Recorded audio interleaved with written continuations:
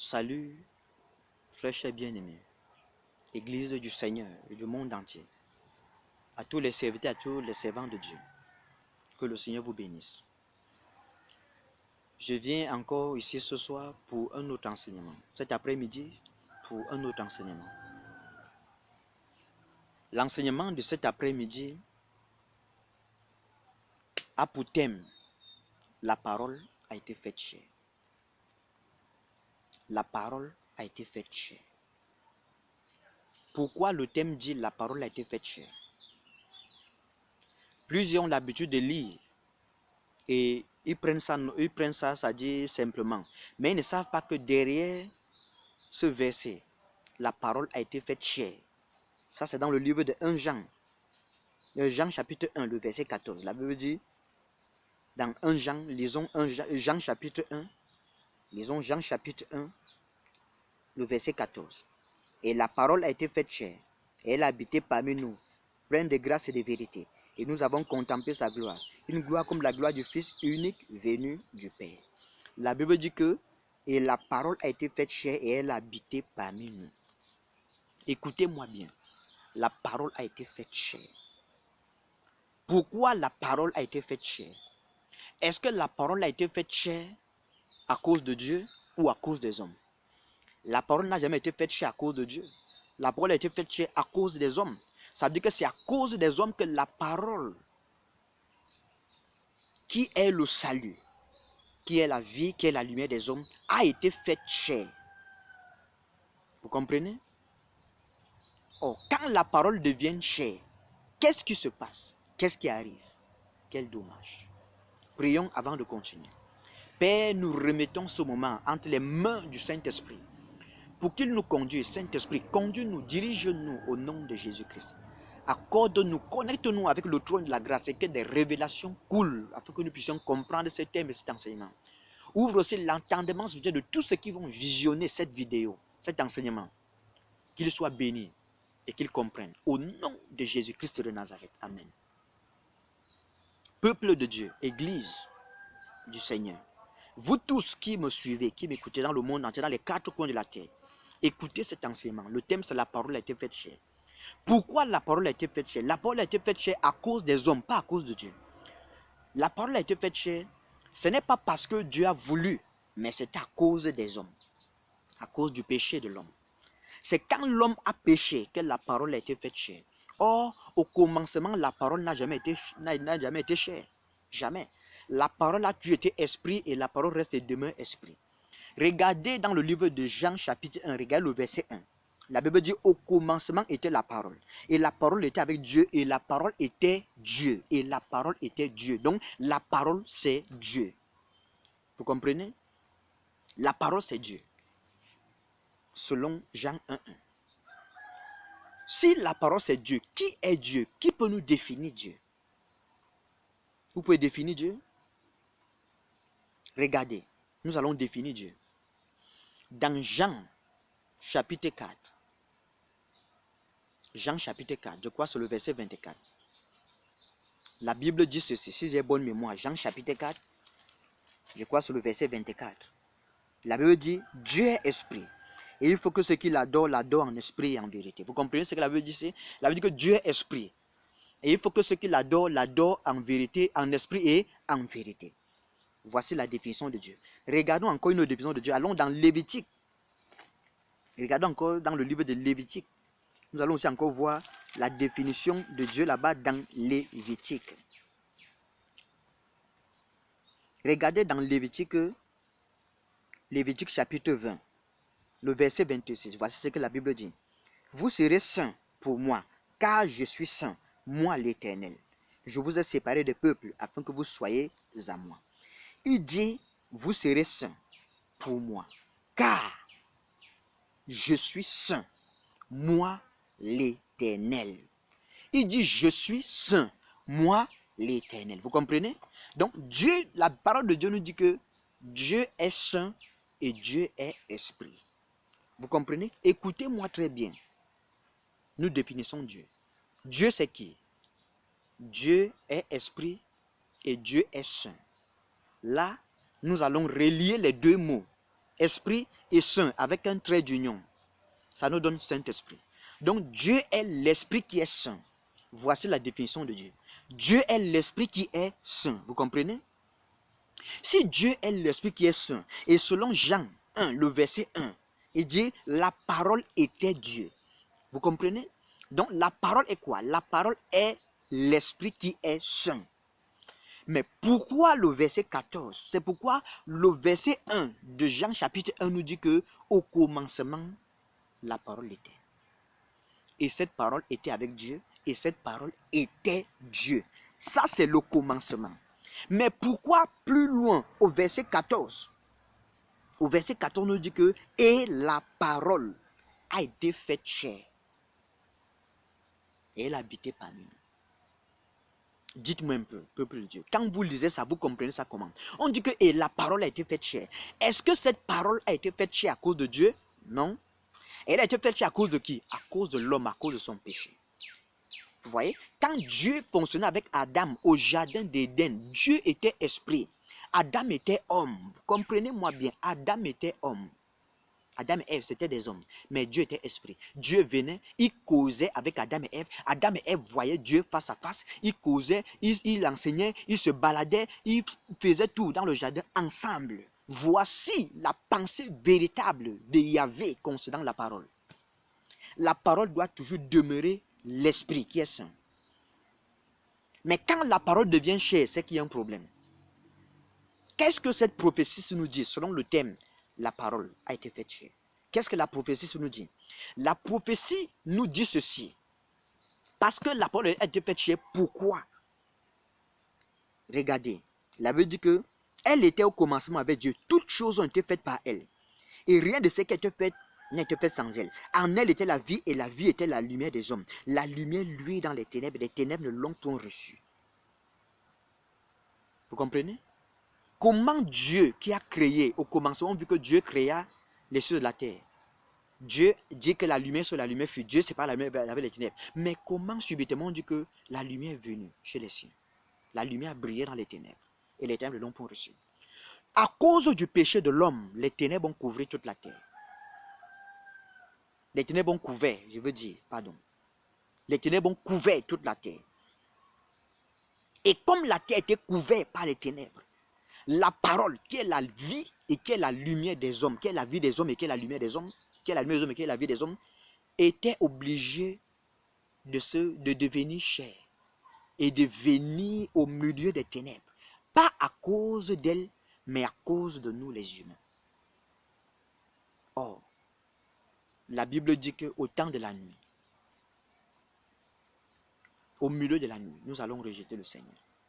L'apôtre Pierre a régné le Seigneur 3 fois. Le Seigneur dit, avant que le coq ne chante 3 fois, tu me régneras. Que signifie cette révélation? Avant que le coq ne chante, tu me régneras 3 fois.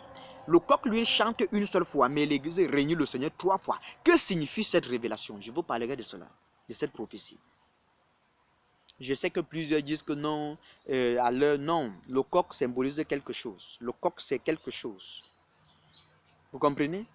Le coq, c'est quelque chose de très dangereux. C'est-à-dire qu'il nous annonce quelque chose de très dangereux. Le coq ne nous annonce pas que Pierre a régné le Seigneur. Non, le coq nous annonce que comme l'Église a régné le Seigneur, quelqu'un vient. Le coq nous annonce la venue de quelqu'un. Faites attention. La parole a été faite chair. Quand les ténèbres vont couvrir la terre, la parole qui est Esprit Saint et vie va devenir chair. Et quand elle sera chair, là elle sera saisie par les hommes. Quand la parole devient chair, elle est saisie par les hommes. Quand la parole est esprit, les hommes ne peuvent pas la saisir. Celle qui dit aux hommes où il faut aller, ce qu'il faut faire, comment travailler pour glorifier Dieu, comment travailler pour sauver les âmes. Mais quand la parole, à cause du péché des hommes, la parole qui est Esprit Saint va devenir chair. Et là, ils pourront saisir cette parole et la détruire et la tuer. Regardez maintenant. La Bible dit que Dieu est esprit. Et il faut que ceux qui l'adorent en esprit et en vérité. Dieu veut que nous restions avec la parole à l'état d'esprit qui est saint. C'est pour cela que le Seigneur dit, quand il était sur la terre, il était là comme un homme. Il a dit, il est avantageux pour vous que je m'en aille. Car si je ne m'en vais pas, l'Esprit Saint ne viendra pas. Si je ne m'en vais pas, la révélation de la parole ne viendra pas. Si je ne m'en vais pas, vous ne connaîtrez pas véritablement qui je suis. Parce que Jésus est la parole faite chair. Et cette prophétie nous dit, quand le Saint-Esprit devient homme, c'est-à-dire chair, les hommes le saisissent et le tuent.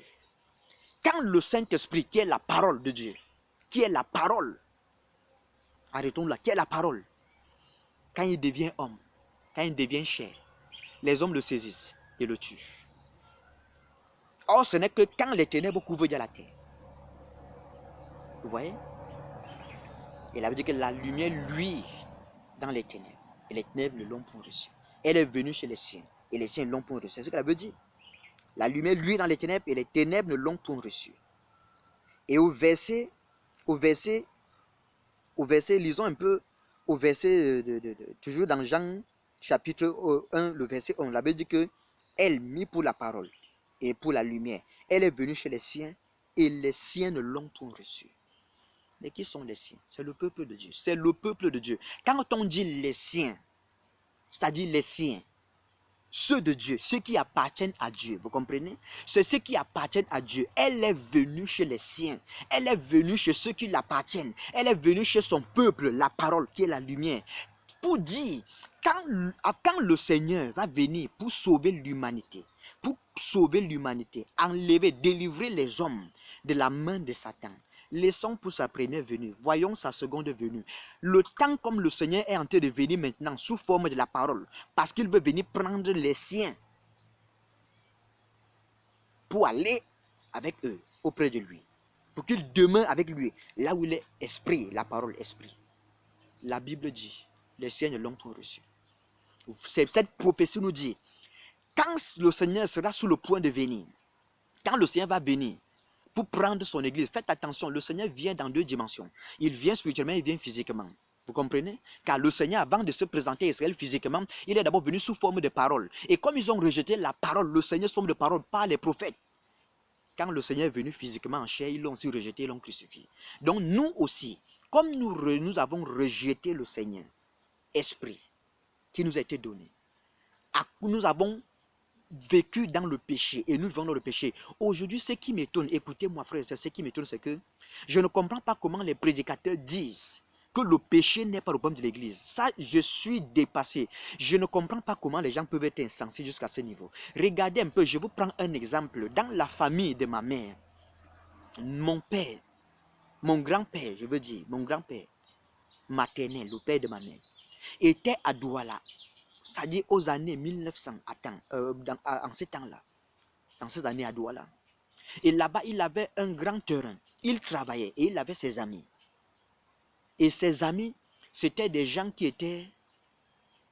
ses amis étaient les Makas du côté de Doumé ou d'Abomban.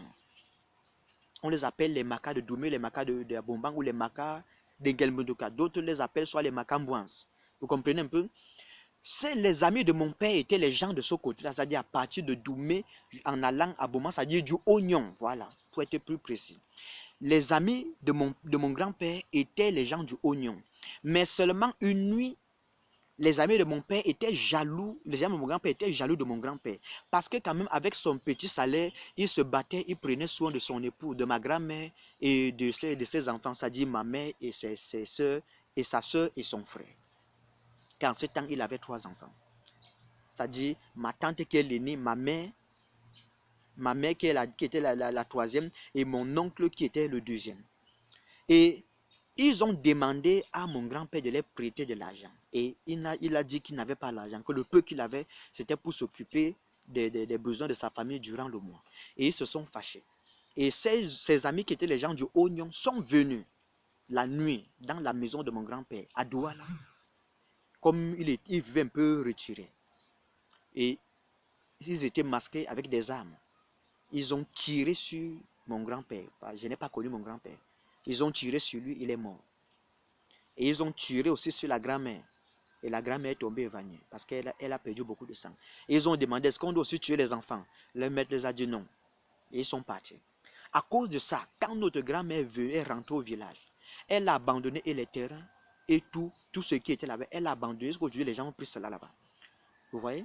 Mais quand elle est revenue au village et que ses enfants ont commencé à coucher, elle aussi, elle s'est encore remariée. Selon la tradition de là-bas, du temps, de l'époque, on a pris ma grand-mère, on a donné aux frères de mon grand-père. Et ils ont encore eu aussi des enfants. Mais seulement, quand les enfants de la grand-mère, de ma grand-mère, ont commencé aussi à coucher leurs enfants, elle a donné cette interdiction que je ne veux jamais que les enfants, mes enfants ou mes petits-enfants, ou les enfants de mes petits-enfants, épousent les fils ou les filles du oignon. Et je vous dis jusqu'à aujourd'hui, les gens de ma famille ont toujours obéi, respecté à cela. Et toute personne qui allait contre cette parole a eu des conséquences. Vous voyez? Ça, c'est ce physiquement. Bon, écoutez-moi. Notre Seigneur Jésus-Christ est venu sur la terre et il est mort à la croix à cause de notre péché. Et comment aujourd'hui on peut dire que dans l'église, le péché n'est pas le problème de l'église? Dites-moi un peu. Je ne comprends pas ce qui se passe dans la tête de ces pasteurs. Excusez-moi, je ne vous condamne pas, mais c'est que ça me dépasse, je suis tellement dépassé. Ce qui a tué notre époux, ce qui a tué l'époux de l'épouse, comment on peut dire à l'épouse que ce n'est pas un problème pour elle? Si un poison tue le père dans une famille, comment la mère et les enfants vont dire que non, le poison, si c'est une nourriture pour nous, ce n'est pas mauvais? Mais ce même poison, comme il a tué le père, il tuera aussi la mère et les enfants. Donc comprenez que le péché est un danger. À cause du péché, la parole qui est l'esprit, qui est saint, a été faite chair. À cause, cette prophétie nous dit ceci, dans les temps de la fin, quand Christ sera sur le point de venir, nous allons rejeter la parole esprit qui nous a été donnée par Jésus-Christ. Et nous allons amener cette parole à devenir chair. C'est-à-dire, elle va rester seulement la lettre, sans vie, sans esprit. Et en ce moment, on pourra saisir cette parole et la tuer. Et tuer, c'est-à-dire cesser de prêcher la vérité, cesser de prêcher la parole. Car quand la parole devient chair, les problèmes commencent à l'église. Si la parole reste esprit, l'église est glorieuse, l'église est puissante, l'église est forte, l'église est élevée. Mais quand cette parole, qui est l'esprit, qui est saint, devient chair, les problèmes commencent. Cette église devient charnelle. Cette église commence à aimer les choses de la chair. Cette église commence à aimer les choses du monde. Cette église commence à faire ce que son Seigneur ne veut pas. La parole a été faite chair. Pourquoi? Ce n'est pas à cause du Seigneur, c'est à cause de nos péchés. C'est à cause du péché que la parole devient chair. Mais au commencement, ce n'était pas ainsi. La parole n'a jamais été chair. La parole était Dieu. Dieu est esprit. Dieu est saint. Et Jésus-Christ part plus loin. Il nous dit que les paroles que je vous ai dites sont esprit et vie. Il nous montre que laissons cette affaire de regarder la chair. C'est pourquoi il dit, il est avantageux que je m'en aille. Il dit, maudit quiconque met sa confiance dans l'homme. C'est pourquoi vous mettez votre confiance dans, ça dit, la lettre. Mais finalement, vous êtes déçu, vous êtes dépassé. Et vous dites que Dieu, quiconque met sa confiance en Dieu souffre, ça ne sert à rien. C'est parce que Dieu, qui est la parole, a été fait chair dans votre vie. Or, si Dieu qui est la parole a été fait chair dans votre vie, elle sera saisie par les hommes. Elle sera saisie par les ennemis et tuée. Mais seulement, la Bible nous dit, le troisième jour, le Seigneur Jésus, qui est la parole, qui a été faite chair, est revenu à la vie. Et là, il a été glorifié. Gloire soit rendue à Dieu par Jésus-Christ. Parce qu'il est allé au-delà, il a prévu la résurrection. Or, devant Dieu, un jour est comme 1000 ans sont comme un jour. De l'an 1 jusqu'à l'an 1000, un jour. De l'an 1001 jusqu'à l'an 2000, deuxième jour. À partir de l'an 2001, nous sommes au troisième jour. Le Seigneur doit ressusciter. Pendant longtemps, la parole a été faite chair. La parole est restée sans effet. La parole est restée impuissante. Mais nous sommes au troisième jour où la parole doit ressusciter pour redevenir esprit. C'est pourquoi nous attendons le réveil. Voici pourquoi on nous parle du réveil qui doit venir. On nous dit que Dieu, dans les derniers jours, il dit, je répandrai de mon esprit sur toute chair. Pourquoi? Dieu n'avait pas d'abord répandu son esprit sur toute chair. Dieu a donné son esprit. C'est pourquoi on parle de la pluie de la première et de l'arrière-saison. La pluie de la première saison, c'est la parole qui est venue sous forme d'esprit. On l'appelait l'Esprit Saint. La parole est venue. Mais seulement, à un certain moment, la parole a été faite chair. Et c'est pourquoi Dieu s'est éloigné. C'est pourquoi il dit, les années qu'ont dévoré le Gélec, le Gazam, la sauterelle, le Asile, ma grande armée que j'avais envoyée contre vous, parce qu'à cause de vos péchés, la parole a été faite chair. Il dit, je vous restaurerai ces années et je répandrai de mon esprit sur toute chair. Vous comprenez? Nous sommes au 3e jour. La prophétie de Joël 2 doit s'accomplir. La parole doit redevenir esprit. Nous ne pouvons pas fonctionner la parole sous forme de chair. La parole, quand elle devient chair, elle est limitée. Les hommes la saisissent. Les hommes peuvent l'empêcher de faire ce qu'il faut. Et en ce moment, ce sont les hommes qui disent à la parole, allons à droite, allons à gauche, allons, ainsi de suite. Vous voyez un peu? Regardez. Regardez bien. Ce sont les hommes qui dirigent, comme aujourd'hui on voit dans des églises, parce que la parole a été faite chair. Ce sont les hommes qui décident de 8h à 9h, on va faire telle chose. 9h, 9h15, telle chose. 9h15, de 9h45, on fait telle chose. 9h45, 10h45, c'est le message, telle chose, telle chose. L'homme a déjà établi un programme à l'église. C'est une preuve que la parole a été faite chair. Mais quand l'esprit vient, la Bible dit celui qui est né de nouveau est comme le vent. On ne le comprend pas, on ne peut pas le saisir. Est-ce que vous pouvez saisir le vent? Est-ce que vous pouvez saisir l'esprit? Non. Il faut que la parole qui a été faite chair redevienne esprit. Et gloire à Dieu, parce que nous sommes au jour, nous sommes au 3e jour où la parole ressuscite. La parole quitte de l'état de chair, devient esprit. Regardez quand la parole était faite chair. En tant que Jésus, pour entrer dans une maison, il toquait la porte avant d'entrer. Mais quand la parole, au 3e jour, est ressuscitée, est redevenue esprit, quand il dit, si vous voyez le Fils de l'homme remonter là où il était auparavant, il dit, la chair ne sert de rien, mais c'est l'esprit qui vivifie. C'est-à-dire, c'est l'esprit qui donne la vie. Vous comprenez? Et quand il est ressuscité, la Bible dit qu'un jour, les portes de la maison, du lieu où les disciples étaient rassemblés, étaient fermées, mais le Seigneur est entré. Comment? Regardez la parole esprit. La parole esprit n'a pas besoin si vos portes sont ouvertes ou fermées. Elle entre. Parce que là, elle est dans sa dimension véritable, esprit. Et si prête à Dieu, je vous parlerai de qui est Jésus-Christ. Quand vous allez comprendre réellement qui est Jésus-Christ, vous-même, vous allez vous soumettre. Et vous allez beaucoup vous repentir.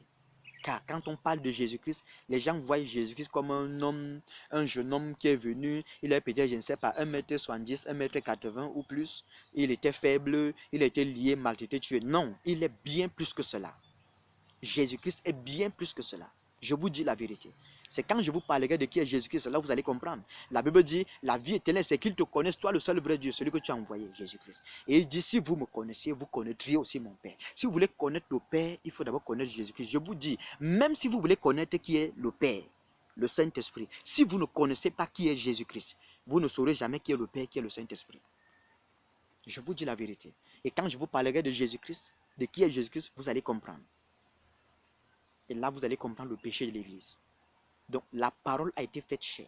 C'est que à cause du péché de l'homme, la parole, qui était esprit, invisible, insaisissable, est devenue visible, a été faite chair.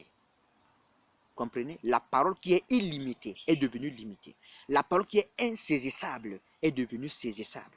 On a saisi cette parole parce qu'elle a été faite chair. À cause des hommes, à cause du péché des hommes, elle a été faite chair. Et ces mêmes hommes ont saisi cette parole faite chair et l'ont crucifié et tué. Voici ce qui fait la faiblesse de l'Église. Parce que la parole a été faite chair.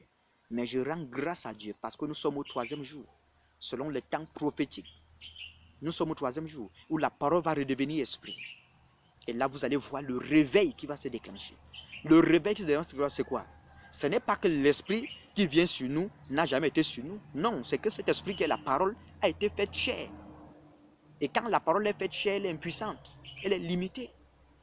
La Bible dit que Jésus n'a pas pu faire des miracles en Nazareth dans sa vie à cause de l'incrédulité. Comment Dieu peut être incapable de faire des miracles? Vous comprenez ça? Il était chair. Quand la parole est faite chair, la parole ne peut pas faire tout ce qu'elle veut. Jamais. Mais gloire à Dieu, parce que nous sommes au 3e jour. C'est le jour du réveil. Et comment ce réveil va se déclencher? Simplement, il faut que la parole qui a été faite chair dans nos églises, dans nos vies, redevienne esprit et saint. Et là, vous allez voir l'explosion du réveil. Cette parole qui est l'esprit, qui est comme le vent, va couvrir le monde entier.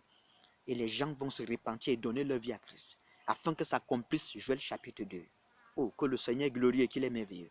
Seigneur, je te rends grâce au nom de Jésus-Christ. Et je prie que cette parole, partout là où elle sera écoutée, partout là où cet enseignement sera visionné, Seigneur, que des vies soient bénies, que des gens soient transformés pour ta gloire. Au nom de Jésus-Christ de Nazareth. Que le Seigneur vous bénisse et qu'il vous garde. Au nom puissant de Jésus-Christ de Nazareth. Amen.